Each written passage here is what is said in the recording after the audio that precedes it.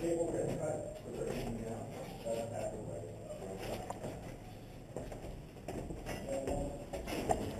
Well, it wasn't different, you know.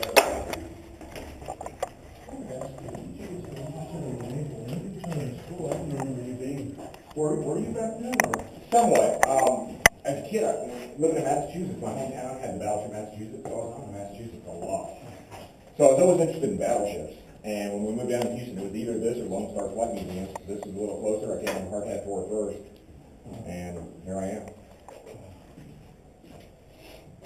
You guys want to come around just a little bit? This isn't bad. We had 16 people on the morning tour. It gets really interesting with 16 plus 2 docents in here.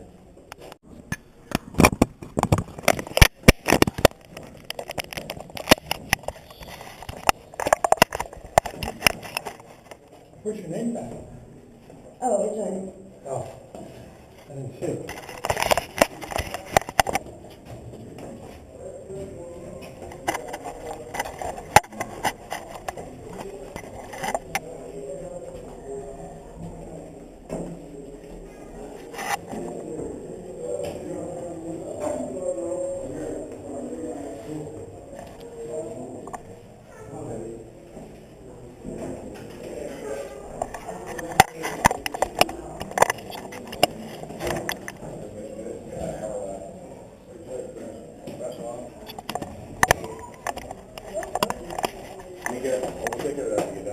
We got about an hour left on the tour. Do we need to take a restroom break, or you guys good?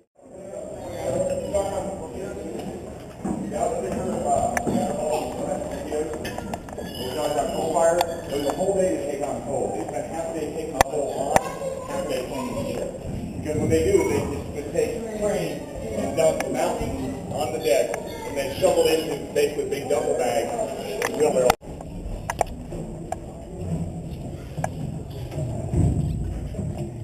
We have 2 things in this area. We have the captain's sea cabin over here, which we're in the process of restoring. The captain has a really nice, large cabin for when you're in port, but when the ship is at sea, you have the sea cabin right here. The idea is if something goes wrong, you have 4 steps from the bridge to the captain. You can lay hands on him, and he's right where he needs to be. When he was in port, he'd go into his much bigger cabin. Now, you still have a head and a shower here. This is still better than most guys had, but it was definitely more cramped. Over here is the TBS radio room. What these radios were for is called talk between ships. These were short-range radios that you would use when you're in a convoy. You didn't want to have too powerful a transmitter because you didn't want people who weren't in that convoy to pick up your transmissions, but you wanted to be able to communicate. And they were here because when you're steaming close to other ships, you might have to make pretty quick course corrections. That way they right near the bridge can do that. When we went to the tripod mast in the modernization, this is one of the tripod legs for the mast. So it goes up. There are actually access panels where you can go inside of that because there's cables and other things run in there.